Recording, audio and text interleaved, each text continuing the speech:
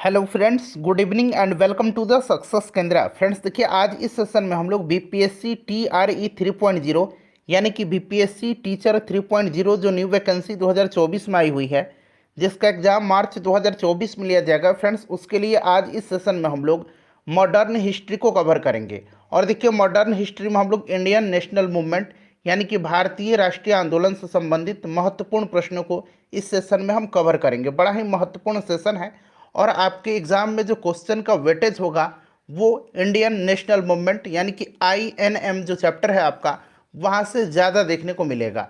तो फ्रेंड्स, इस टॉपिक को आप बेहतरीन तरीके से पढ़ लीजिए, अच्छे तरीके से तैयारी कर लीजिए। और मैं लगातार आपको Indian national movement for BPSC TRE 3.0 के लिए लगातार मैं कंटेंट आपको उपलब्ध करवा रहा हूँ। तो चलिए सेशन स्टार्ट करते हैं। फ्रेंड्स एक बार सभी लोग प्लीज़ जल्दी से सेशन को लाइक कर दीजिए और इसका लिंक किसी भी एक ग्रुप में जहाँ कहीं भी आप हैं, चाहे वह फेसबुक ग्रुप हो, व्हाट्सएप ग्रुप हो या फिर टेलीग्राम ग्रुप हो, वहाँ पर फटाफट शेयर कर दीजिए। और चैनल को सब्सक्राइब कर लीजिएगा। जो बगल में बेल आइकन दिख रहा है, घंटी का निशान, उसको भी साथ साथ दबा लीजिए, ताकि जब भी बीपीएससी टीआरई 3.0 से संबंधित कोई भी इम्पोर्टेंट वीडियो अपलोड किया जाए तो उसका नोटिफिकेशन सबसे पहले आपके पास पहुंच जाए। तो चलिए फ्रेंड्स, अब सेशन हम लोग स्टार्ट करते हैं आज का।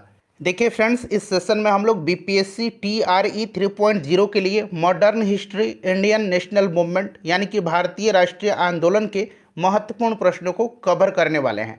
और देखिए, ये सारे प्रश्न जो हम कवर करेंगे आज इस सेशन में, ये कहीं ना कहीं प्रीवियस ईयर में पूछा गया प्रश्न होगा। चलिए शुरू करते हैं। एक बार सभी लोग जल्दी से सेशन को लाइक कर दीजिए। देखिए, पहला प्रश्न पढ़ेंगे। पहला प्रश्न कि आनंद मठ के लेखक कौन है। सभी लोग आंसर कमेंट करते चलिएगा, सभी लोग आंसर कमेंट करिएगा। इसको एक टेस्ट के तौर पर लगाइए। ऐसा समझिए कि आप एग्जामिनेशन हॉल में बैठे हुए हैं, समय बिल्कुल भी नहीं है अब आपके एग्ज़ाम में। तो इस तरह का फीलिंग आपके अंदर आनी चाहिए, ठीक है ना। और सभी लोग अपना अपना स्कोर ज़रूर बताइएगा।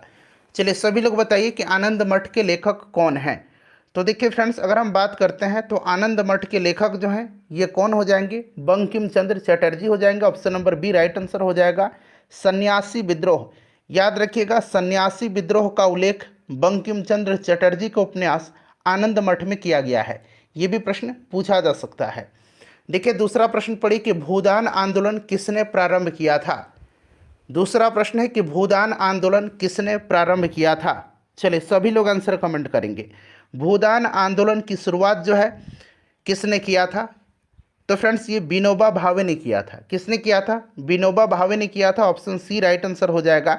1951 में इन्होंने किया था, 1951 में, 1951 में। सन भी साथ साथ आप याद रखिएगा, ठीक है ना। और इसकी शुरुआत तेलंगाना के पोंचमपल्ली से हुई थी।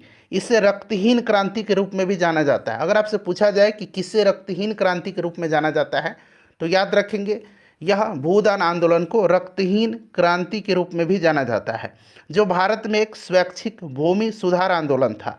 ठीक है ना फ्रेंड्स, ध्यान रखिएगा, बड़ा ही इंपॉर्टेंट है। जो भी मैं डिस्कस कर रहा हूँ उसको ध्यान से जरूर सुनिए।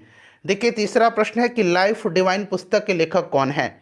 लाइफ डिवाइन पुस्तक के लेखक कौन है, चलिए बताइए, सभी लोग आंसर कमेंट करिए। और देखिए फ्रेंड्स, एनसीईआरटी और एससीईआरटी बुक का मैंने आपको science, history, polity, geography cover करा दिया है। तो एक बार देख लीजिए। जिनका भी सब्जेक्ट जो होता है ना, हिस्ट्री का अगर आपका सब्जेक्ट है तो हिस्ट्री के प्रश्न वहीं से पूछे जाते हैं, तो वो पूरा आप देख लीजिएगा। ऑलमोस्ट आपका लगभग हर चीज़ कवर हो जाएगा। मैंने सबका प्लेलिस्ट बना दिया है बीपीएससी टीआरई 3.0 के नाम से, और लिंक आपको यहाँ पर ऊपर लाइव चैट में दिख रहा होगा, सबसे ऊपर में देखिए, डिस्क्रिप्शन में भी मिलेगा। और फ्रेंड्स मैं कमेंट बॉक्स में भी इसको मैंने पिन कर दिया है, तो वहाँ से जाकर के आप सभी वीडियोज़ को देख सकते हैं। चलिए देखिए, बताइए राइट आंसर, लाइफ डिवाइन पुस्तक के लेखक कौन है। तो फ्रेंड्स ये अरविंद घोष हैं। अरविंद घोष यहाँ पर राइट आंसर हो जाएगा, ठीक है ना। लाइफ डिवाइन श्री अरविंदो के द्वारा लिखी गई है, और इस पुस्तक में उनके सिद्धांत और दार्शनिक कार्य पर जो है यह पुस्तक आधारित है, जिसमें उन्होंने आध्यात्मिक विकास का एक सिद्धांत प्रस्तुत किया है, ठीक है। अच्छा, अरविंदो के द्वारा यानी कि अरविंद घोष के द्वारा और भी पुस्तकें हैं, जैसे कि सावित्री एक किंवदंती और एक प्रतीक। पूछा जाए कि सावित्री एक किंवदंती और एक प्रतीक किसकी पुस्तक है, तो अरविंद घोष की। उसके बाद सिंथेसिस ऑफ योग, सिंथेसिस ऑफ योग ये किसकी पुस्तक है, तो इन्हीं की है। The secret of the Vedas, the secret of the Vedas इन्हीं की पुस्तक है, द मदर इन्हीं का है, द ह्यूमन साइकिल इन्हीं का है। तो ये सारे पॉइंट्स फ्रेंड्स ध्यान रखिएगा, ठीक है ना। चलिए, कोई जल्दबाजी नहीं है, आराम से आप लोग आंसर कमेंट करते चलिए, कोई जल्दबाजी नहीं, हम लोग सब कुछ आराम से कवर करेंगे। और हम यहाँ जो भी कवर करेंगे केवल इम्पोर्टेंट चीज़ों को ही कवर करेंगे। चलिए देखिएगा, बंगाल की एशियाटिक सोसाइटी, इसकी स्थापना 1784 में हुई थी। एशियाटिक सोसाइटी ऑफ बंगाल की स्थापना, इस चीज़ को आप ध्यान रखिएगा, ठीक है ना। तो पूछा गया है कि प्रवर्तक कौन थे। तो फ्रेंड्स देखिए, ये 1784 में एशियाटिक सोसाइटी ऑफ बंगाल की स्थापना हुई थी, किसके समय में, ज़रा आप मुझे कमेंट करके जल्दी बताइए, फिर मैं आपको बताता हूँ। तो फ्रेंड्स ये वारेन हेस्टिंग के समय में जो है इसकी स्थापना हुआ था, और यह किया था विलियम जोन्स ने। किसने किया था, तो सर विलियम जोन्स ने किया था। ऑप्शन बी बिल्कुल इसका राइट आंसर हो जाएगा। चलिए उसके बाद देखिएगा कि संविधान की सभा, यहाँ पर देखिए भारत की संविधान सभा किसके अनुसार गठित की गई। भारत का जो संविधान सभा है यह किसके अनुसार गठित की गई। चलिए बताएंगे इसका राइट आंसर क्या हो जाएगा, सभी लोग आंसर कमेंट करिएगा। तो देखिए फ्रेंड्स, अगर हम बात करते हैं तो भारत के संविधान को 1946 में कैबिनेट मिशन योजना के अंतर्गत गठित किया गया था, ठीक है ना। और कैबिनेट मिशन योजना के अंतर्गत गठित संविधान सभा के द्वारा तैयार किया गया था भारत के संविधान को, ठीक है। और संविधान सभा का गठन जो है ये कैबिनेट मिशन योजना के तहत किया गया था 1946 में। याद रखिएगा, कैबिनेट मिशन योजना 1946 को जो कैबिनेट मिशन, उस समय वायसराय लॉर्ड बेबल था, उसी के द्वारा जारी किया गया घोषणा था, जिसमें अगर हम बात करते हैं तो पैंथिक लॉरेंस, स्टेफोर्ड क्रिप्स और ए.बी. अलेक्जेंडर थे, ठीक है ना। ये तीन नाम आप जरूर याद रखिएगा। चलिए देखिए, प्रथम भारतीय नोबेल पुरस्कार विजेता कौन थे। प्रथम भारतीय नोबेल पुरस्कार विजेता जो हैं ये इसमें से कौन है, तो फ्रेंड्स रविंद्रनाथ टैगोर हैं। इनको साहित्य के क्षेत्र में 1913 में नोबेल पुरस्कार दिया गया था, इस चीज़ को आप जरूर याद रखिएगा, ठीक है ना। उसके बाद चंद्रशेखर वेंकट रमन को भौतिकी के लिए 1930 में दिया गया था। मदर टेरेसा को 1979 में किसके लिए दिया गया था, शांति के लिए दिया गया था। अमर्त्य सेन को दिया गया था अर्थशास्त्र के क्षेत्र में 1998 में। कैलाश सत्यार्थी को 2014 में दिया गया था शांति के क्षेत्र में। हरगोविंद खुराना को मेडिसिन के लिए 1968 में दिया गया था। एस सुब्रमण्यम को 1983 में भौतिकी के लिए दिया गया था। उसके बाद वेंकट रमन रामकृष्णन को केमिस्ट्री के क्षेत्र में 2009 में दिया गया था। वी.एस. न्यायपाल को साहित्य के लिए 2001 में दिया गया था। और अभिजीत बनर्जी को इकोनॉमिक्स के लिए 2019 में दिया गया था। चलिए उसके बाद देखिएगा कि हमारा राष्ट्रीय गीत वंदे मातरम कहाँ से संकलित है। वंदे मातरम कहाँ से संकलित है, चलिए बताइए राइट आंसर इसका क्या हो जाएगा। तो फ्रेंड्स वंदे मातरम जो है ये संकलित कहाँ से है, तो ये आनंद मठ से है। कहाँ से है फ्रेंड्स, आनंद मठ से, ठीक है। आनंद मठ बंकिम चंद्र चटर्जी का उपन्यास है, ध्यान रखिएगा। चलिए आनंद मठ राइट आंसर हो जाएगा। भारत का राष्ट्रीय पंचांग किस संवत पर आधारित है, चलिए बताइए भारत का राष्ट्रीय पंचांग जो है यह किस संवत पर आधारित है, सभी लोग आंसर कमेंट करिए। तो फ्रेंड्स यह जो है यह शक संवत पर आधारित है। अच्छा, शक संवत की शुरुआत किसने किया था, तो कुषाण वंश का शासक कनिष्क ने किया था। कब किया था, तो 78 ईस्वी में किया था, ये भी आप ध्यान रखिएगा। चलिए उसके बाद देखिएगा कि दिल्ली में केंद्रीय सचिवालय के उत्तरी और दक्षिणी खंडों का वास्तुविद कौन था। दिल्ली में केंद्रीय सचिवालय के उत्तरी और दक्षिणी खंडों का वास्तुविद कौन था, बताइए। तो देखिए दिल्ली में केंद्रीय सचिवालय के उत्तरी और दक्षिणी खंडों का जो वास्तुविद था यह हर्बर्ट बेकर था, जिसने राष्ट्रपति भवन के वास्तुकार लुटियंस के सहायक के रूप में कार्य किया था, ठीक है ना। तो यहाँ पर देखिए Herbert Bakers, option D right answer हो जाएगा, ठीक है ना।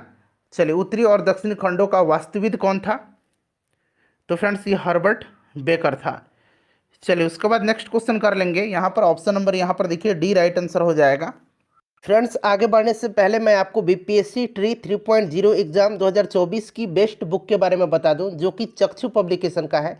यहाँ पर फ्रेंड्स आप देख भी सकते हैं बीपीएससी बिहार शिक्षक बहाली, और देखिए ये प्राथमिक विद्यालय अध्यापक यानी कि प्राइमरी स्कूल टीचर भर्ती परीक्षा के लिए यह स्टडी गाइड है, संपूर्ण स्टडी गाइड है। यहाँ पर आप देख भी सकते हैं फ्रेंड्स।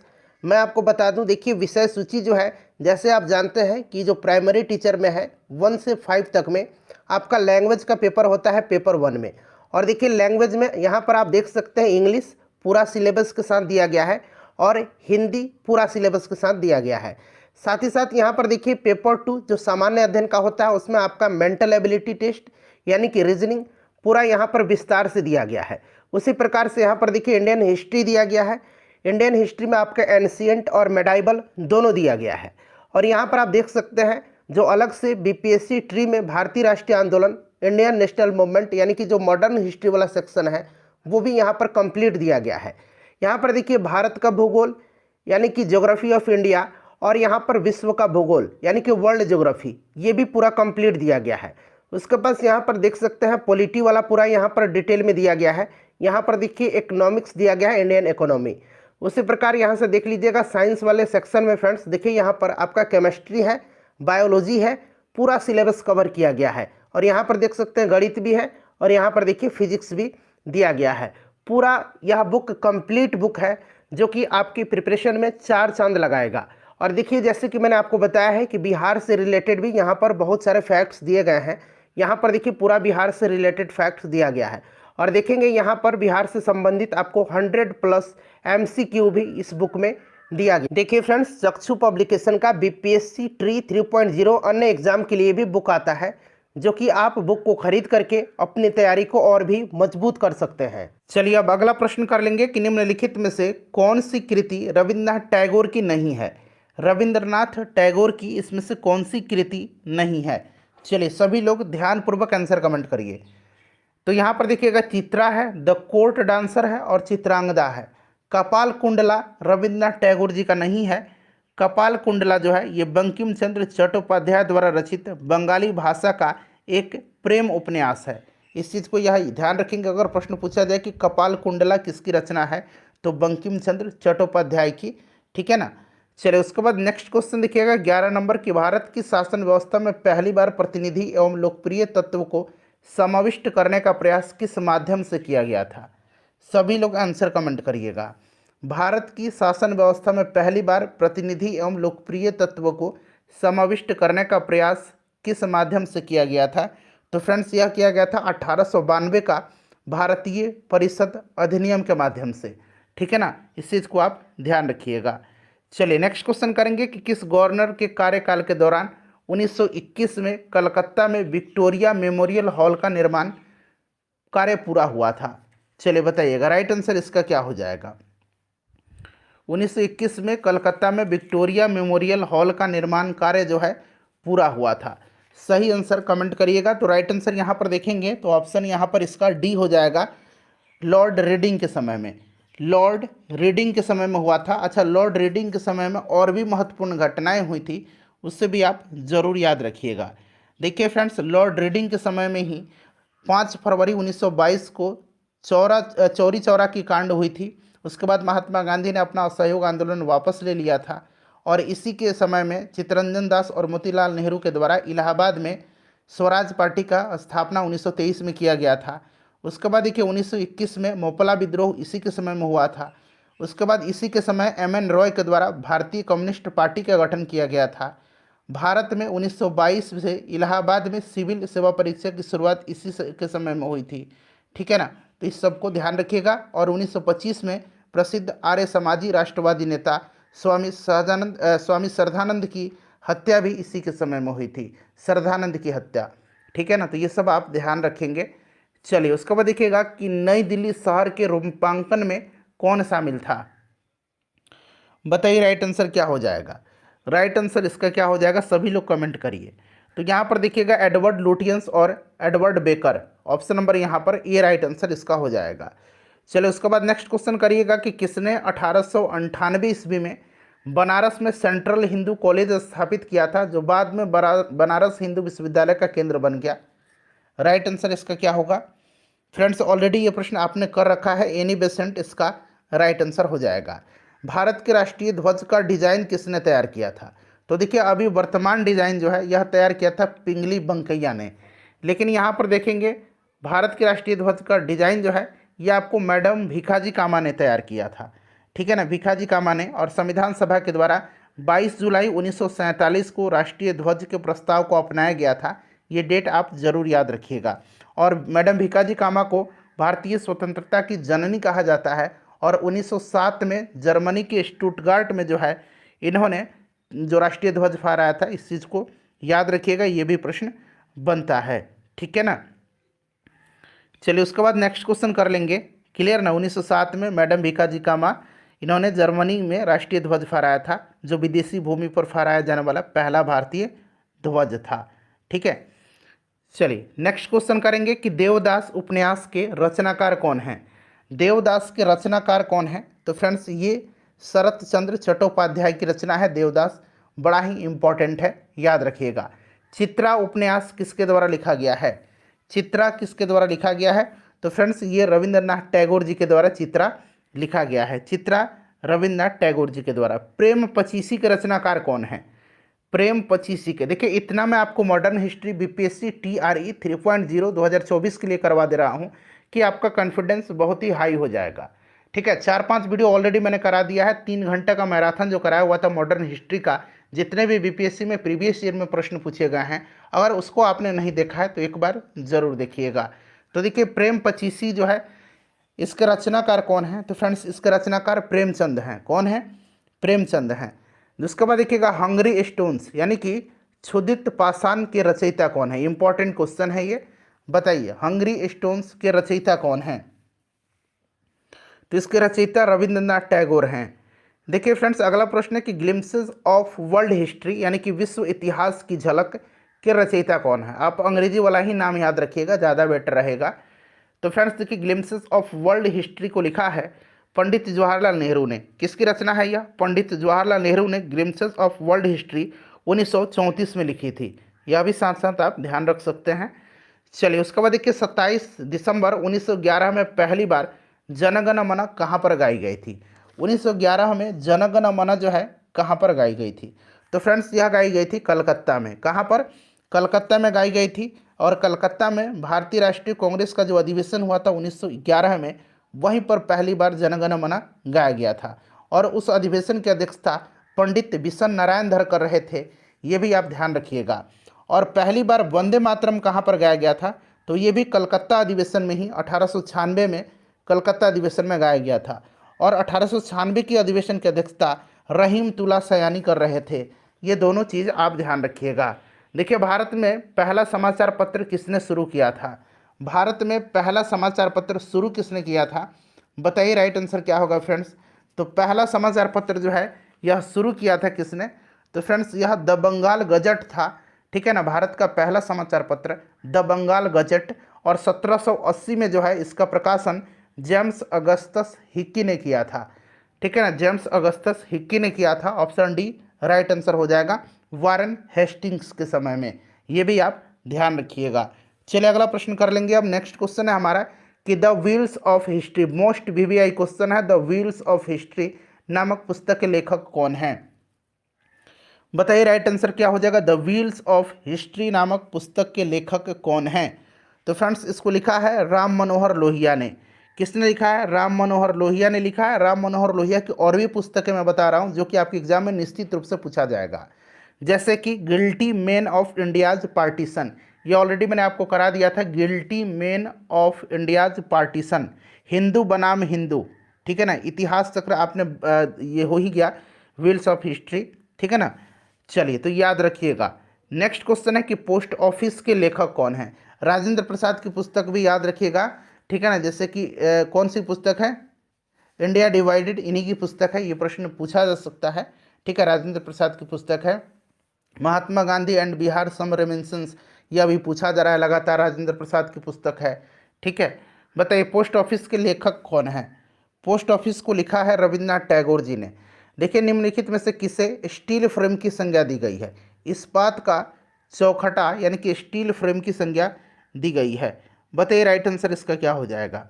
राइट आंसर इसका क्या हो जाएगा? करेक्ट आंसर बताइए।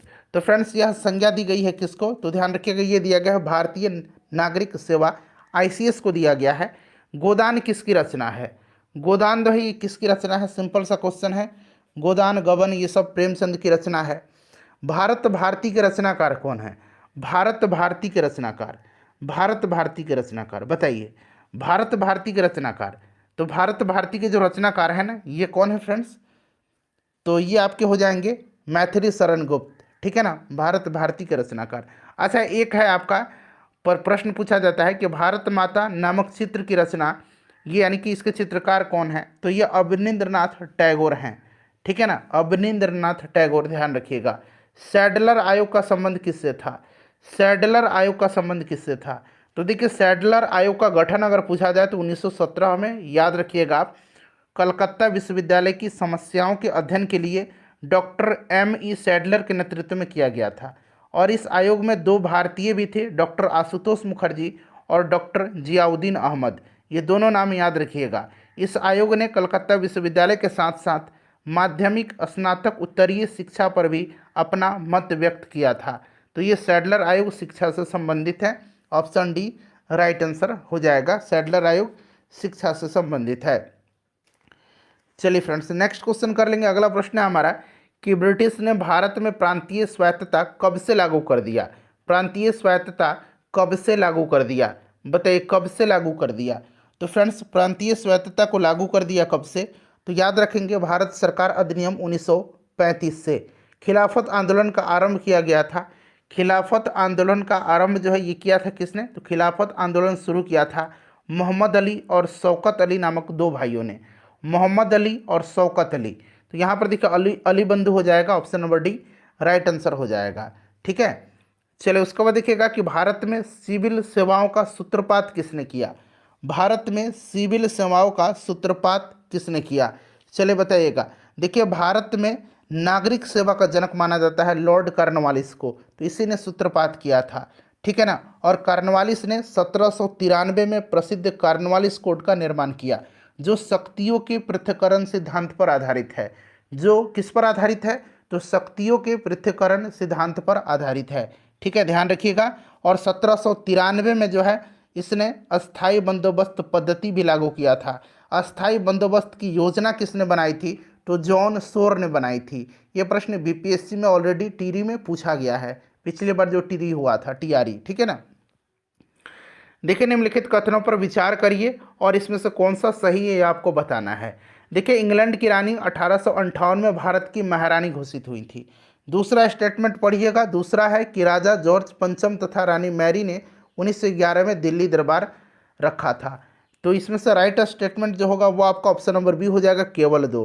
1911 में ये लॉर्ड हार्डिंग द्वितीय के समय में आए थे, ठीक है ना। दिल्ली दरबार का आयोजन हुआ था जहाँ पर बंगाल विभाजन को रद्द किया गया था और राजधानी कलकत्ता से दिल्ली स्थानांतरित करने की घोषणा की गई थी। इस चीज़ को आप फ्रेंड्स ज़रूर याद रखिएगा, बड़ा ही इम्पॉर्टेंट है आपके लिए, ठीक है ना।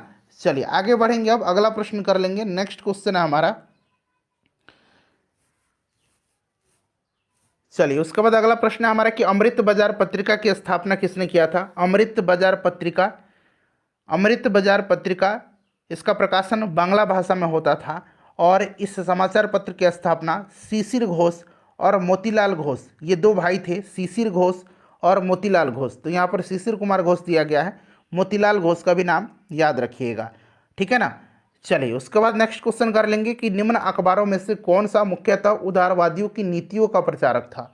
उदारवादियों की नीतियों का प्रचारक जो था इसमें से आपका कौन था, बताइए राइट आंसर क्या हो जाएगा। इसका आंसर आप लोग कमेंट करके बताइए, ठीक है ना, इसका आंसर आप लोग मुझे कमेंट करके बताइए, ठीक है ना।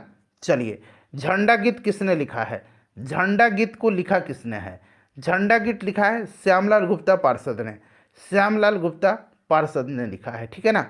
चलिए उसके बाद देखिए नागरिक सेवाओं यानी कि सिविल सर्विसेज के लिए प्रतियोगी परीक्षाओं को सिद्धांततः स्वीकार किया गया, कब स्वीकार किया गया, तो फ्रेंड्स इसको स्वीकार किया गया था 1853 में, 1853 में, कब, 1853 में, ध्यान रखिएगा 1853 में। चलिए आगे बढ़ेंगे, नेक्स्ट क्वेश्चन कर लेंगे। नेक्स्ट क्वेश्चन है हमारा कि किस अधिनियम के तहत लॉर्ड कॉर्नवालिस को अपनी काउंसिल के फैसलों को रद्द करने का अधिकार मिला था। ये इंपॉर्टेंट क्वेश्चन है, चलिए बताइए राइट आंसर क्या हो जाएगा। तो देखिए फ्रेंड्स अगर हम बात करते हैं तो 1786 का जो एक्ट था इसी के तहत 1786 में लॉर्ड कॉर्नवालिस को भारत में गवर्नर जनरल और कमांडर इन चीफ के रूप में नियुक्त किया गया था। उसने भूमि, न्यायपालिका और प्रशासनिक सुधारों की स्थापना करने और ब्रिटिश सेना और प्रशासन को पुनर्गठित करने के लिए इसको जाना जाता है, ठीक है। और इसकी एक मांग थी कि गवर्नर जनरल की शक्तियों को बढ़ाया जाए ताकि यह विशेष मामलों में अपनी परिषद के बहुमत को ओवरराइड कर सके और अपने विशेष मामलों में कार्य कर सके, ठीक है ना। और 1786 का अधिनियम उसे गवर्नर जनरल और कमांडर इन चीफ दोनों के रूप में काम करने की शक्ति देने के लिए बनाया गया था। इस प्रकार से अगर बात करते हैं तो 1786 का एक्ट जो है, इसके माध्यम से कॉर्नवालिस नियंत्रण बोर्ड और निदेशक मंडल के अधिकार के तहत ब्रिटिश भारत का पहला प्रभावी शासक बना था। चलिए, तो यहाँ पर option number B right answer हो जाएगा। देखिए, उपन्यास है दुर्गेश नंदिनी, इसको लिखा किसने है? दुर्गेश नंदिनी के लेखक कौन है? चलिए बताइए, दुर्गेश नंदिनी के लेखक कौन है? दुर्गेश नंदिनी के लेखक हैं बंकिम चंद्र चटर्जी। कौन है? बंकिम चंद्र चटर्जी हैं दुर्गेश नंदिनी के लेखक। और बंकिम चंद्र चटर्जी का यह पहला बांग्ला उपन्यास है, पहला बांग्ला उपन्यास है जो 1865 में लिखा गया था। 1865 में इनका पहला बांग्ला उपन्यास है, ठीक है, बंकिम चंद्र चटर्जी जी का। तो यहाँ पर option number D correct answer हो जाएगा। चलिए फ्रेंड्स, अगला प्रश्न कि भारतीय राजनीति में 1947 के बाद किस महिला ने सर्वाधिक योगदान दिया था? 1947 के बाद भी इन्होंने सर्वाधिक योगदान दिया था। तो ये अरुणा असफ अली हैं। आप देखिए, ये बीपीएससी का प्रश्न है, ये भी बीपीएससी का प्रश्न था। देखिए, वंदे मातरम गीत लिखा है, बीपीएससी का ही प्रश्न चल रहा है। वंदे मातरम किसने लिखा है? तो ये बंकिम चंद्र चटर्जी हो जाएगा राइट आंसर, ठीक है ना। आनंद मठ से लिया गया है। किस वर्ष उड़ीसा बिहार से पृथक हुआ था? उड़ीसा बिहार से पृथक किस वर्ष हुआ था? चलिए बताइएगा, सभी लोग कमेंट करिएगा, रिवीजन होगा आपको। 1 अप्रैल 1936 को उड़ीसा बिहार से अलग हुआ था, ठीक है ना। अच्छा, झारखंड बिहार से कब अलग हुआ था? जरा आप लोग मुझे बताइए तो कि झारखंड कब बिहार से अलग हुआ था। चलिए, उसके बाद नेक्स्ट क्वेश्चन करेंगे। झारखंड 15 नवंबर सन 2000 को बिहार से अलग हुआ था। देखिए, यहाँ पर जो है पुस्तक और लेखक दिया गया है, आपको मिलान करना है और राइट आंसर आपको बताना है, ठीक है ना। चलिए मिलान करते हैं फ्रेंड्स। अब यहाँ पर ध्यान दीजिएगा कि history of the freedom movement in India, इसके लेखक कौन है? तो इसके लेखक ताराचंद हैं, ठीक है ना, ताराचंद हैं, ताराचंद हैं। इसके लेखक कौन है? ताराचंद हैं, याद रखिएगा, ताराचंद हैं। ये प्रश्न भी आपको इस तरह से याद रखना है कि history of the freedom movement in India पूछा जाए कि किसके द्वारा लिखी गई है, तो आपको फटाफट बता देना है कि ये ताराचंद की रचना है। उसके बाद history of the freedom movement in Bihar, इसकी रचना किसने किया है? तो इसकी रचना किया है के दत्ता ने, के दत्ता ने। उसके बाद देखिएगा कि प्रिसेप्ट्स ऑफ जीसस, बड़ा ही महत्वपूर्ण है, किसकी रचना है? तो फ्रेंड्स, ये राजा राम मोहन राय की रचना है, ठीक है ना। और आवर इंडियन मुसलमान्स, ये डब्ल्यू हंटर की रचना है, ठीक है ना। तो इस तरह से आपका ऑप्शन ए राइट आंसर हो जाएगा। चलिए, अगला प्रश्न है कि 1878 का वर्नाक्यूलर प्रेस एक्ट जो था ना, इसको किसने रद्द किया, किसने निरस्त किया? देखिए, वर्नाक्यूलर प्रेस एक्ट के बारे में बात करते हैं तो फ्रेंड्स, यह 1878 में लिटन ने भारतीय समाचार पत्र अधिनियम वर्नाक्यूलर प्रेस एक्ट पारित किया था, सोम प्रकाश को प्रतिबंधित करने के लिए, ठीक है ना। और इस कानून में प्रावधान था कि अगर किसी अखबार में कोई आपत्तिजनक चीज़ छपती है तो सरकार उसकी प्रिंटिंग प्रेस सहित सारी संपत्ति जब्त कर लेगी। और एक अखबार था पॉयनियर अखबार, जिसने वर्नाक्यूलर प्रेस एक्ट का समर्थन किया था, ठीक है ना, इस चीज़ को ध्यान रखिएगा। और 1878 में लिटन के द्वारा यह लाया गया था और लॉर्ड रिपन के द्वारा जो है 1882 में वर्नाक्यूलर प्रेस एक्ट को रद्द किया गया। चलिए, उसके बाद देखिएगा कि अमेरिका में फ्री हिंदुस्तान अखबार किसने शुरू किया था? आप देख सकते हैं ये सब बीपीएससी का प्रश्न है। अमेरिका में फ्री हिंदुस्तान अखबार किसने शुरू किया था? तो फ्रेंड्स, यह शुरू किया था किसने? तो ध्यान रखिएगा, इसको शुरू किया था तारकनाथ दास ने, तारकनाथ दास ने इसको शुरू किया था, ठीक है ना। कहाँ से? तो वैंकूवर में इन्होंने शुरू किया था। और 1907 में हिंदुस्तान एसोसिएशन की स्थापना भी इन्होंने किया था, हिंदुस्तान एसोसिएशन की, ठीक है। और सर्कुलर ए आज़ादी के नाम से इन्होंने पत्रिका निकाली और इस पत्रिका के बंद होने के बाद तारकनाथ दास ने जो है ये आपका वैंकूवर से फ्री हिंदुस्तान नामक इंग्लिश मासिक अखबार का प्रकाशन किया था। इंडिया अनरेस्ट के लेखक कौन हैं? इंडिया अनरेस्ट को लिखा है वैलेंटाइन सिरोल ने। किसने लिखा है? वैलेंटाइन सिरोल ने लिखा है। चलिए, स्वदेश वाहिनी के संपादक कौन थे? स्वदेश वाहिनी के संपादक बताइए। तो इसके संपादक के रामकृष्ण पिल्लई हैं, ठीक है ना। देखिए निम्नलिखित में से किस भाषा में द इंडियन ओपिनियन पत्र नहीं छापा जाता था। इंडियन ओपिनियन महात्मा गांधी की है, ठीक है ना। और देखिए इंडियन ओपिनियन की बात करते हैं तो फ्रेंड्स मनसुख लाल नज़र जो थे, मनसुख लाल हीरालाल नज़र या इंडियन ओपिनियन के पहले संपादक थे।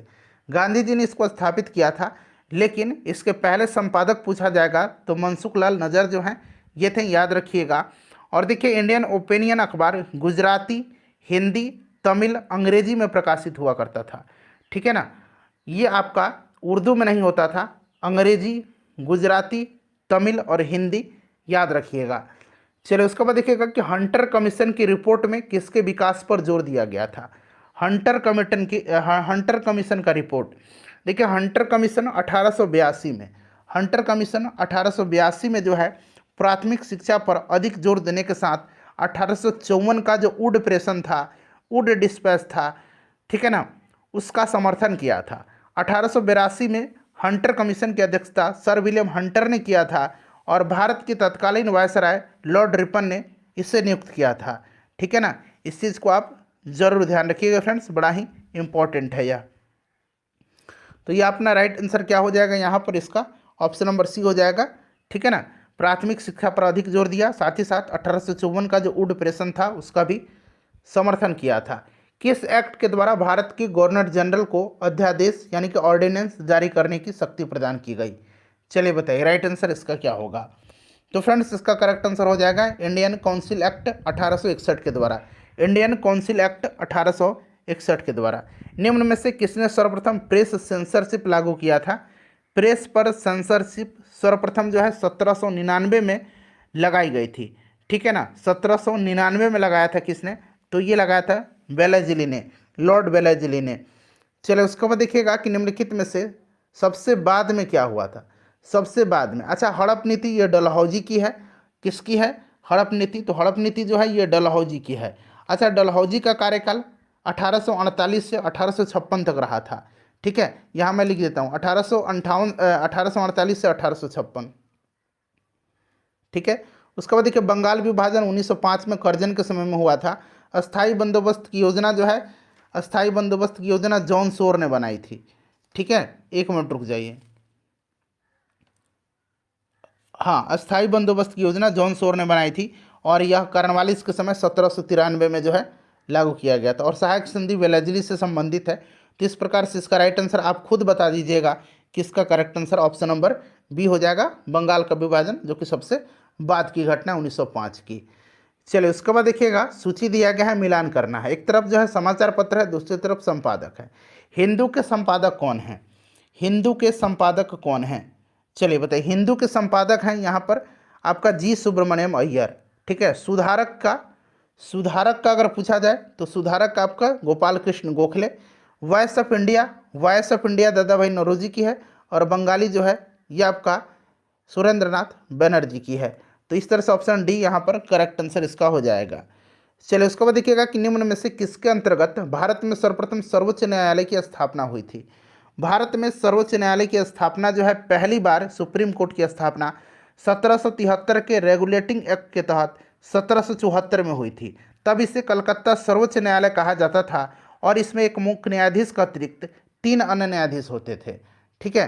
तो सबसे पहले अगर पूछा जाएगा तो रेगुलेटिंग एक्ट 1773 के तहत कलकत्ता में 1774 में इसकी स्थापना हुई थी, ठीक है। और भारत का जो सर्वोच्च न्यायालय है इसकी स्थापना भारतीय संविधान के अंतर्गत हुआ है। चलिए पत्रकार के कर्तव्य का निर्वहन करते हुए जेल जाने वाला प्रथम भारतीय कौन था। अब इस प्रश्न में बड़ा ही डाउट होगा, क्या ही बताऊं मैं आपको। कुछ लोग तो निश्चित रूप से बाल गंगाधर तिलक कहेंगे भी, क्यों नहीं, क्योंकि बहुत जगह दिया भी गया है। और मेरे हिसाब से इसका आंसर सुरेंद्रनाथ बनर्जी होगा। क्यों होगा, क्योंकि सुरेंद्रनाथ बनर्जी जो थे कलकत्ता उच्च न्यायालय के न्यायमूर्ति नॉरिस के समक्ष एक पारिवारिक मूर्ति, एक शालिग्राम से संबंधित एक विवाद आया था और मूर्ति की उम्र तय करने के लिए नॉरिस ने इसे अदालत में लाने का आदेश दिया था और कहा कि यह 100 साल पुरानी नहीं हो सकती है।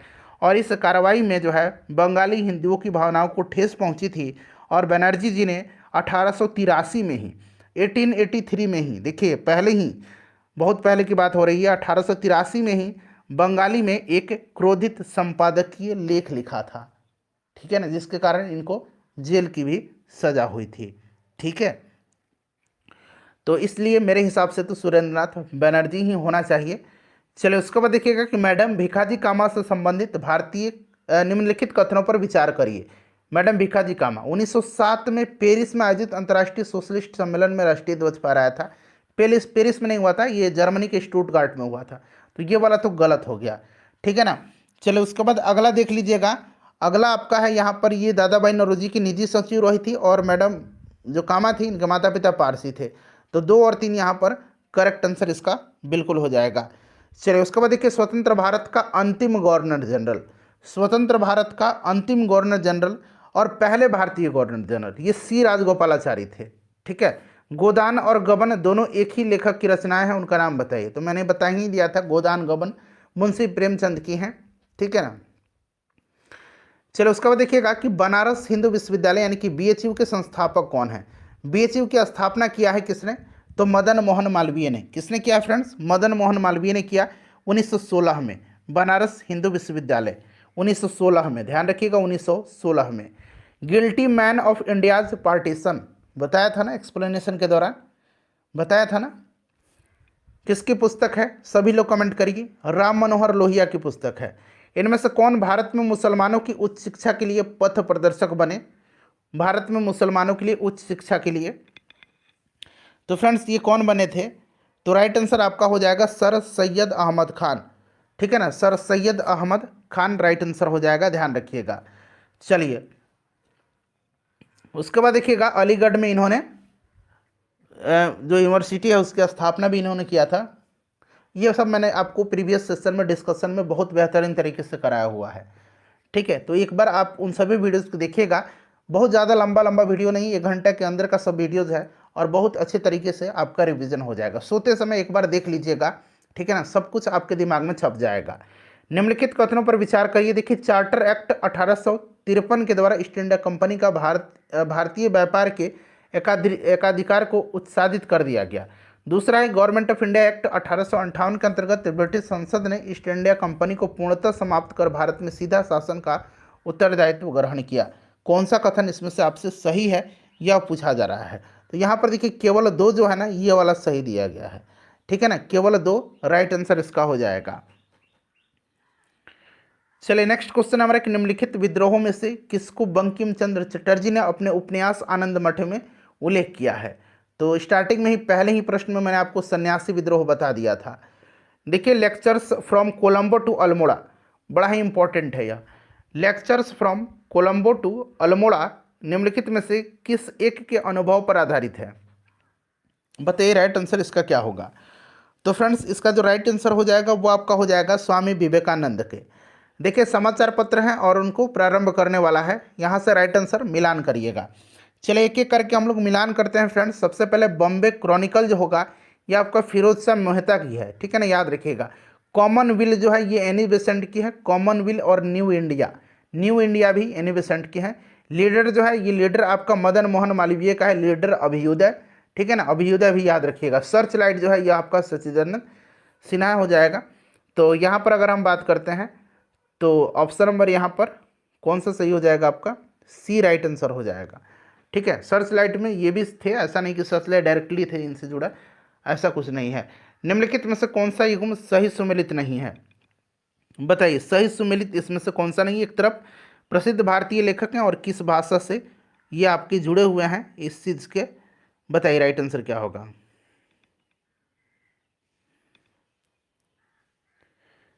देखिए सर्च लाइट जो अभी हमने पढ़ा था ना, यहाँ पर एक बार मैं क्लियर कर देता हूँ।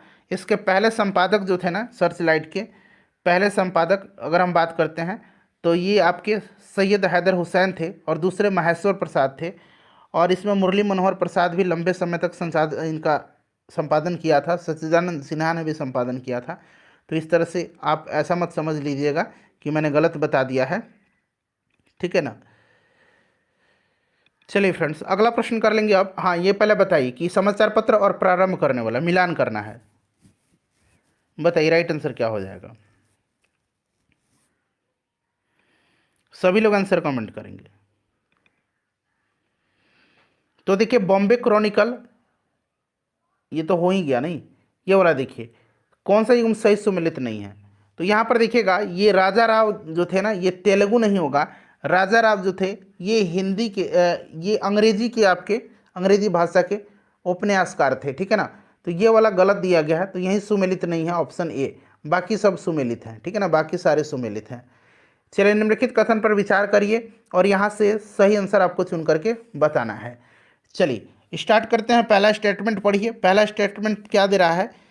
पहला स्टेटमेंट दे रहा है कि वारेन हेस्टिंग्स प्रथम गवर्नर जनरल थे जिन्होंने भारत में ब्रिटिश ढांचे पर आधारित एक नियमित पुलिस बल स्थापित किया था।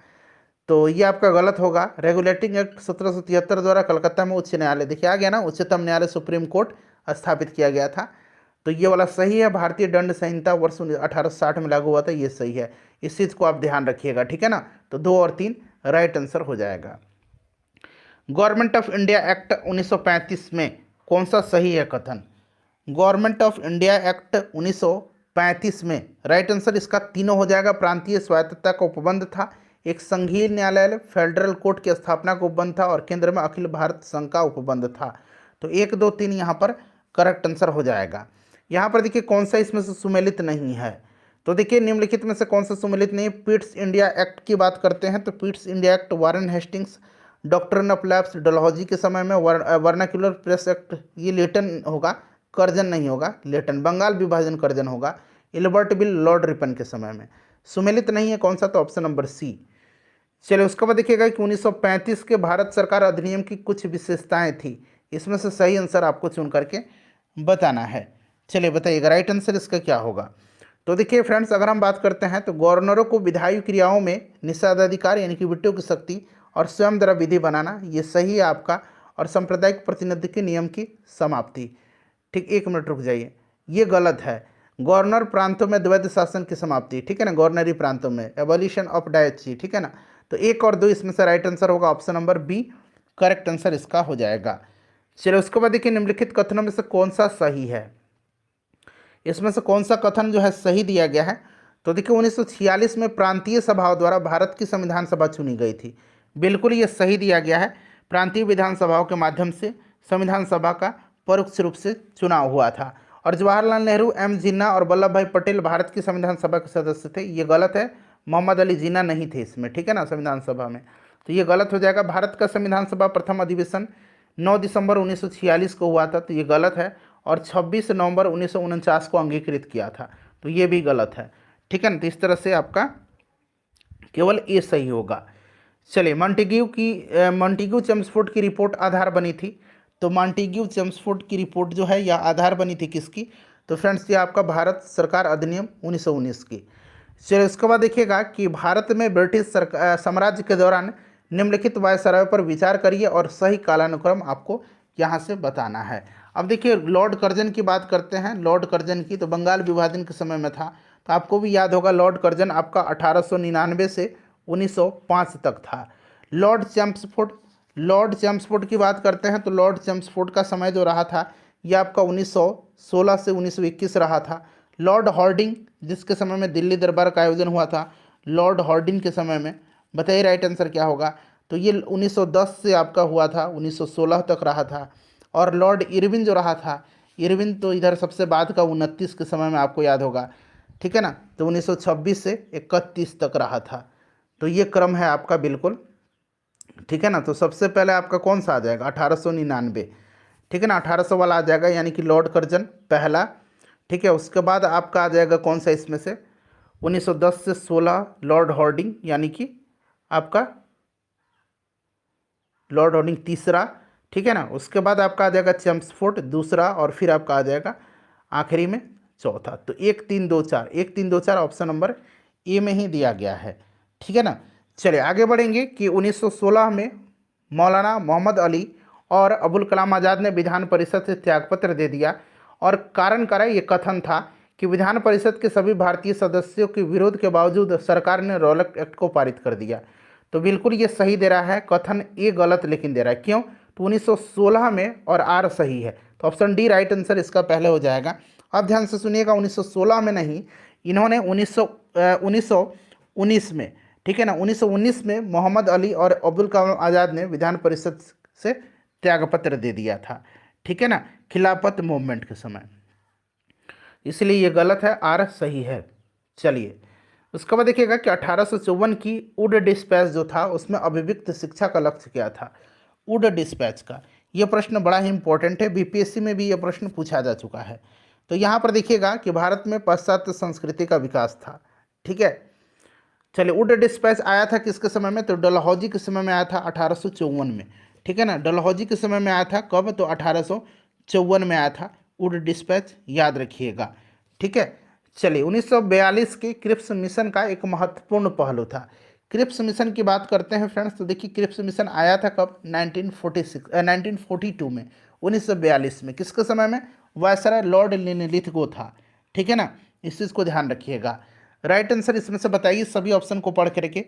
करेक्ट आंसर हो जाएगा इसका ऑप्शन नंबर बी, द्वितीय विश्व युद्ध के तुरंत पश्चात भारत संघ की स्थापना करना और उसे डोमिनियन स्टेट प्रदान करना था। तो ऑप्शन नंबर यहाँ पर बी राइट आंसर हो जाएगा। 1935 के जो भारत अधिनियम था, इंडिया एक्ट था, इसके द्वारा प्रस्तावित फेडरल यूनियन में राजसी प्रांतों को शामिल करने के पीछे अंग्रेजों की असली मंशा क्या थी। अंग्रेजों की असली मंशा क्या थी, तो राष्ट्रवादी नेताओं के साम्राज्यवाद विरोधी जो सिद्धांत थे उसको व्यर्थ करने के लिए राजाओं का इस्तेमाल करना। ठीक है, देखिए ब्रिटिश इंडिया के निम्नलिखित में से किस अधिनियम ने सामूहिक कार्य चालन के स्थान पर विभाग या विभागीय पद्धति द्वारा वायसराय की कार्यकारी परिषद पर उसके प्राधिकार को और बल प्रदान किया था। तो ये और बल प्रदान किया था फ्रेंड्स कौन, तो ये था आपका इंडियन काउंसिल एक्ट 1861। ठीक है ना, इंडियन काउंसिल एक्ट 1861। चलिए उसके बाद देखिएगा, फिर से मिलान करना है आपको। यहाँ पर देखिए भारत की उपनिवेशीय सरकार का अधिनियम और प्रावधान, यानी कि अधिनियम और प्रावधान है, यहाँ पर आपको मिलान करना है। यहाँ से मिलान करके राइट आंसर आपको चुन करके बताना है। चलिए मिलान करते हैं एक एक करके। चलिए बताइए राइट आंसर यहाँ पर इसका क्या होगा, सभी लोग मेरे साथ मिलान करिए। देखिए चार्टर एक्ट 1813, चार्टर एक्ट 1813। चलिए बताइए राइट आंसर यहाँ पर सभी लोग मिलान करिए। जब तक साथ में आप मिलान नहीं करेंगे आप सीखेंगे कैसे। चलिए बताइए राइट आंसर इसका क्या हो जाएगा। तो यहाँ पर देखिएगा फ्रेंड्स, अगर हम बात करते हैं तो सबसे पहले आपका दिया हुआ है चार्टर एक्ट। ठीक है ना, तो चार्टर एक्ट आपका हो जाएगा, भारत में कंपनी का व्यापार एकाधिकार समाप्त कर दिया गया था। ठीक है ना, यानी कि 2 नंबर हो जाएगा। उसके बाद चलिए अगला मिलाइए, अगला है कि regulating act 1773। Regulating act 1773 company के निदेशकों को, कंपनी पूरा पहले पूरा आ जाए हाँ स्क्रीन पर, अब मिलाइए। तो ये आपका दूसरा हो जाएगा और ये आपका हो जाएगा चौथा, कंपनी के निदेशकों को कंपनी के प्रबंध से संबंधित सभी पत्राचार और दस्तावेज ब्रिटिश सरकार को प्रस्तुत करने को कहा गया। उसके बाद देखिए एक्ट ऑफ 1858, इसके द्वारा आपका ब्रिटिश शासन का अधिकार ईस्ट इंडिया कंपनी से ब्रिटिश क्राउन को हस्तांतरण किया गया था और पिट्स इंडिया एक्ट की तरह भारत में ईस्ट इंडिया कंपनी के कार्यों को पूरी तरह से विनियमित करने के लिए ब्रिटेन में बोर्ड ऑफ कंट्रोल स्थापित किया गया था।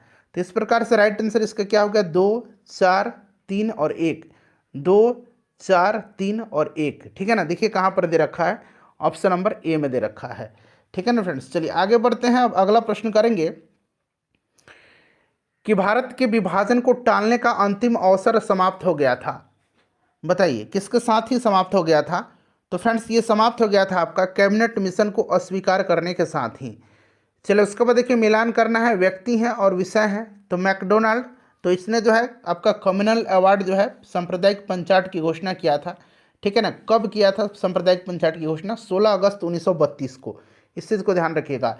लिनलिथगो के समय, तो देखिए लिनलिथगो के समय अगर हम बात करते हैं तो अगस्त प्रस्ताव अंग्रेजों के द्वारा 1940 में लाया गया था। ठीक है, डलहौजी के समय क्या हो जाएगा, डॉक्ट्रिन ऑफ लैप्स हो जाएगा और चेम्सफोर्ड के समय डायरकी हो जाएगा। ठीक है, द्वैध शासन वाला जो है आपका 1919 का एक्ट जो था। तो इस तरह से आप मिला लीजिए। अब राइट आंसर इसका 2, 3, 1, 4 हो जाएगा। तो यहाँ पर करेक्ट आंसर इसका क्या हो जाएगा, ऑप्शन नंबर सी हो जाएगा। चलिए उसके बाद देखिएगा कि भारतीय राष्ट्रीय कांग्रेस के बारे में निम्नलिखित कथनों पर विचार करिए और इसमें से कौन सा सही दिया गया है। देखिए सरोजनी नायडू कांग्रेस की अध्यक्ष होने वाली प्रथम महिला थी, नहीं ये प्रथम भारतीय महिला थी, और प्रथम महिला एनी बेसेंट थी जो 1917 की कलकत्ता अधिवेशन की अध्यक्षता किया था एनी बेसेंट ने। और सरोजनी नायडू ने 1924 के कानपुर अधिवेशन के 1925 के कानपुर अधिवेशन की इन्होंने अध्यक्षता किया था। 1924 का बेलगाम अधिवेशन था जिसकी अध्यक्षता मात्र एक बार गांधी जी ने किया था। चलिए और देखिए सी आर दास ने जब कांग्रेस के अध्यक्ष के रूप में कार्य किया तब वे जेल में थे।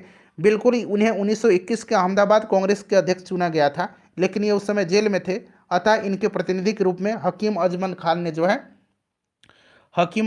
ने जो है अध्यक्षता किया था। ठीक है, अहमदाबाद का जो अधिवेशन हुआ था 1921 में।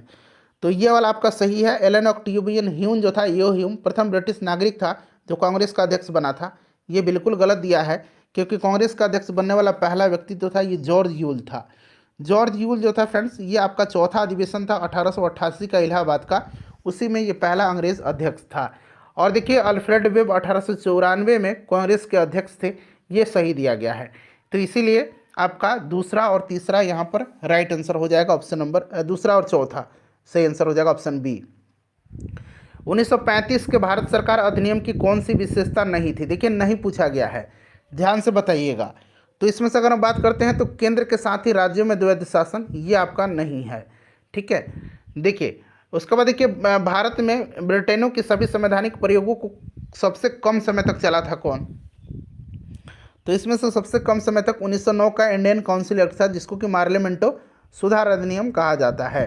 इसका प्रस्ताव मई में आया और इसे अभी भी भारत की विभाजन मुक्त रखने की आकांक्षा थी, जिस ब्रिटिश प्रांतों से मिलकर के बने एक संघीय राज्य का स्वरूप होना था। उपरोक्त उद्धरण का संबंध किससे है? इसका संबंध किससे है फ्रेंड्स? तो इसका संबंध है कैबिनेट मिशन से। कैबिनेट मिशन के बारे में मैंने आपको बताया है। कैबिनेट मिशन जो है आया था कब? तो 1946 में। उस समय वायसराय कौन था? लॉर्ड बेबल था। चलिए, उस समय जब नेपोलियन की शक्ति के सामने यूरोप में साम्राज्य धाराशाही हो रहे थे, किसे गवर्नर जनरल ने भारत में ब्रिटिश पताका फहराए रखी? बताइए। तो राइट आंसर इसका क्या हो जाएगा? ये आपका वारेन हेस्टिंग्स हो जाएगा, लॉर्ड हेस्टिंग्स हो जाएगा। ठीक है ना, लॉर्ड हेस्टिंग्स हो जाएगा, लॉर्ड हेस्टिंग्स हो जाएगा। चलिए एक मिनट, लॉर्ड हेस्टिंग्स, हाँ ठीक है, लॉर्ड हेस्टिंग्स ही हो जाएगा। चलिए फ्रेंड्स, अगला प्रश्न करेंगे। लॉर्ड हेस्टिंग था और इसी के समय में ही आपको सुगौली की संधि हुई थी। आपको याद होगा 1816 में अंग्रेज और गोरखों के बीच सुगौली की संधि हुई थी। आंग्ल नेपाल युद्ध का अंत हुआ था और इसी के समय 1822 में टेनेंसी एक्ट यानी कि काश्तकारी अधिनियम लागू किया गया था। ठीक है ना। चलिए फ्रेंड्स, अगला प्रश्न है हमारा कि कांग्रेस के निम्नलिखित नेताओं में से कौन एक कैबिनेट मिशन योजना के पक्ष में पूरी तरह से था? पूरी तरह से जो था इसमें से कौन था? तो सरदार पटेल थे। कौन थे? सरदार पटेल। यहाँ पर देखिए मिलान करना एक तरफ पुस्तक है, लेखक दिया गया है। चले आइए एक एक करके अब इसको हम लोग मिला लेते हैं। देखिए the first Indian war of independence, ये विनायक दामोदर सावरकर की है। आनंद मठ जो है ये आपका बंकिम चंद्र चटर्जी की है। लाइफ डिवाइन किसकी है? लाइफ डिवाइन अरविंद घोष की है। ठीक है ना, लाइफ डिवाइन अरविंद घोष की है। और साधना रविंद्रनाथ टैगोर। तो ऑप्शन ए यहाँ पर राइट आंसर हो जाएगा। कौन सा युग्म सही सुमेलित इसमें से? बताइए कौन सा युग्म जो है इसमें से सही सुमेलित दिया गया है? तो यहाँ पर देखिएगा पहला, दूसरा और तीसरा ये आपका सही दिया गया है। बदरुद्दीन तैयब जी जो थे ना, बदरुद्दीन तैयब जी ये भारतीय राष्ट्रीय कांग्रेस के पहले मुस्लिम अध्यक्ष थे। ठीक है ना, तो यहाँ पर आपका ये सही दिया गया है। Theodore Beck, Mohammedan Anglo Oriental College, Ilbert Bill Ripon के समय में आया था और फिरोज शाह मेहता भारतीय राष्ट्रीय कांग्रेस, ये ठीक दिया गया है। ठीक है, चले तो ऑप्शन नंबर यहाँ पर डी इसका करेक्ट आंसर हो जाएगा। चलो उसके बाद नेक्स्ट क्वेश्चन है हमारा कि निम्नलिखित का सही कालानुक्रम क्या होगा? ये आपको कालानुक्रम बताना है कि वुड का एजुकेशन डिस्पैच। तो वुड डिस्पैच 1854 में आया था। ठीक है, उसके बाद चलिए मैं यहाँ पर सीधे इसका आंसर बताता हूँ। इसका जो करेक्ट आंसर हो जाएगा फ्रेंड्स, ये कौन सा हो जाएगा आपका? 2 1 4 3 हो जाएगा। 2 1 4 और 3। ठीक है ना, 2 1 4 3। किसने सोम प्रकाश नामक समाचार पत्र शुरू किया था? तो सोम प्रकाश की शुरुआत किया था किसने? ईश्वर चंद्र विद्यासागर ने। ठीक है ना, ईश्वर चंद्र विद्यासागर, याद रखिएगा। भारत के स्वदेशी आंदोलन के दौरान लिखा गया गीत आमार सोनार बांग्ला, रविन्द्रनाथ टैगोर ने लिखा है इसको। इस चीज़ को ध्यान रखिएगा, ये बांग्लादेश का जो है राष्ट्रगीत है। बांग्लादेश को उसके स्वतंत्रता संग्राम में प्रोत्साहित किया और उसे बांग्लादेश के राष्ट्रगान के रूप में अपनाया। यह गीत किसने लिखा है? तो आमार सोनार बांग्ला को लिखा है रविंद्रनाथ टैगोर जी ने। ठीक है ना। चलिए, स्वदेशी आंदोलन के दौरान 1905 में लिखा गया था। लॉर्ड मैकाले संबंधित हैं। लॉर्ड मैकाले का संबंध किससे है? लॉर्ड मैकाले का संबंध अंग्रेजी शिक्षा से है। मैकाले का संबंध अंग्रेजी शिक्षा है। मैकाले की अनुशंसा पर ही विलियम बेंटिक ने अंग्रेजी को शिक्षा का माध्यम बनाया था। ठीक है ना। निम्नलिखित में से किसे सुबह आज़ादी नामक कविता लिखी थी? सुबह आज़ादी नामक कविता जो किसने लिखा था? तो फ्रेंड्स ये फैज़ अहमद फैज़ ने लिखा है। निम्नलिखित में से कौन सा एक जर्नल अबुल कलाम आज़ाद द्वारा लिखी गई है? तो ये अल हिलाल है। अल हिलाल और अल बगल, ठीक है ना, याद रखिएगा इन्हीं की है। अल बलग और अल हिलाल। देखिए बंकिम चंद्र चटर्जी, बताइए क्या होगा इसमें से, मिलान करिए। तो देवी चौधरानी, ठीक है ना। दीनबंधु मित्र, नील दर्पण, प्रेमचंद शतरंज के खिलाड़ी, ठीक है। चलिए तो यहाँ पर आपका राइट आंसर क्या हो जाएगा? 95 का सी होना चाहिए, ठीक है ना। चलिए आगे बढ़ेंगे, नेक्स्ट क्वेश्चन कर लेंगे। दीनबंधु मित्र की है नील दर्पण किसकी रचना है? नील दर्पण दीनबंधु मित्र की है। ये बार बार प्रश्न जो है पूछा जाता है, ठीक है ना, तो याद रखिएगा सी राइट आंसर होगा इसका। देखिए उसके बाद गोल्डन थ्रेशोल्ड नामक कविता संग्रह की रचयिता निम्नलिखित में से कौन है? गोल्डन थ्रेशोल्ड, तो इसका राइट आंसर क्या होगा फ्रेंड्स? इसका करेक्ट आंसर हो जाएगा आपका सरोजनी नायडू। उसके बाद देखिएगा कि निम्नलिखित में से कौन सा एक इतिहास के विषय में कार्ल मार्क्स के दृष्टिकोण का संक्षिप्त वर्णन करता है? कार्ल मार्क्स की रचना जरा आप कमेंट करिए मुझे। दास कैपिटल और कम्युनिस्ट मैनिफेस्टो, बताइए इसका राइट आंसर क्या होगा? 97 का प्रश्न पढ़िए, 97 का आंसर बताइए। देखिए इतिहास शोषक और शोषित वर्गों के बीच संघर्ष का सिलसिला है। ऑप्शन सी बिल्कुल राइट आंसर हो जाएगा। भारत में प्रथम 3 विश्वविद्यालय कलकत्ता, मद्रास और बम्बई की स्थापना किस वर्ष हुई थी? किस वर्ष में हुई थी? तो फ्रेंड्स यह 1857 में हुई थी। किस वर्ष हुई थी? 1857 में हुई थी, 1857 में, ठीक है ना, 1857 में, ध्यान रखिएगा। चलिए उसके बाद नेक्स्ट क्वेश्चन कर लेंगे। अगला प्रश्न है हमारा, मिलान करना है भारत मित्र। चलिए मिलान करिए। तो यहाँ पर देखिए भारत मित्र जो होगा आपका हिंदी, राष्ट्रमत जो होगा आपका मराठी, उसके बाद देखिए प्रजा मित्र जो होगा आपका गुजराती, और नायक जो होगा ये बांग्ला हो जाएगा, ठीक है ना। तो यहाँ पर 99 का राइट आंसर क्या होगा? देखिए तो क्या हो रहा है, मिलान मिलाइए। सी राइट आंसर हो रहा है, 3 4 2 1, ठीक है ना। चलिए महात्मा गांधी ने कहा था कि उनकी कुछ सबसे गहन धारणाएं अनटू दिस लास्ट नामक पुस्तक में प्रतिबिंबित होती है, और इस पुस्तक ने उनके जीवन को बदल डाला। इस पुस्तक का वह संदेश क्या है जिससे महात्मा गांधी को बदल दिया था? चलिए बताइए राइट आंसर इसका क्या होगा? ऑप्शन को ध्यान से पढ़िएगा। बुक का नाम क्या है? अनटू दिस लास्ट, ठीक है ना, unto this last, John Ruskin की है शायद ये, अनटू दिस लास्ट। इसका करेक्ट आंसर क्या होगा? तो फ्रेंड्स ये आपका व्यक्ति का जीवन सबके कल्याण में निहित है, ठीक है ना। इसके निम्नलिखित में से किस गवर्नर जनरल ने भारत में प्रंसविदा वृद्ध सिविल सेवा, यानी कि यहाँ पर देखिएगा कन्वीनियंटेड सिविल सर्विसेज ऑफ इंडिया का सृजन किया, जो कालांतर में भारतीय सिविल सेवा यानी कि ICS के नाम से जानी गई? राइट आंसर इसका क्या होगा? फ्रेंड्स ये आपका कॉर्नवालिस हो जाएगा। किस अधिनियम में भारतवासियों को अपने देश के प्रशासन के कुछ हिस्सा लेने का संभव बनाया? तो ये बनाया था आपका इंडियन काउंसिल एक्ट 1861, ठीक है ना, इंडियन काउंसिल एक्ट 1861। चलिए जब भारत को स्वतंत्रता प्राप्त हुई उस समय यूनाइटेड किंगडम में, UK में निम्न में से किस पार्टी की सत्ता थी? उस समय पार्टी की सत्ता थी लेबर पार्टी की, और क्लेमेंट एटली प्रधानमंत्री थे। किस वर्ष राष्ट्रीय गीत वंदे मातरम पहली बार गाया था?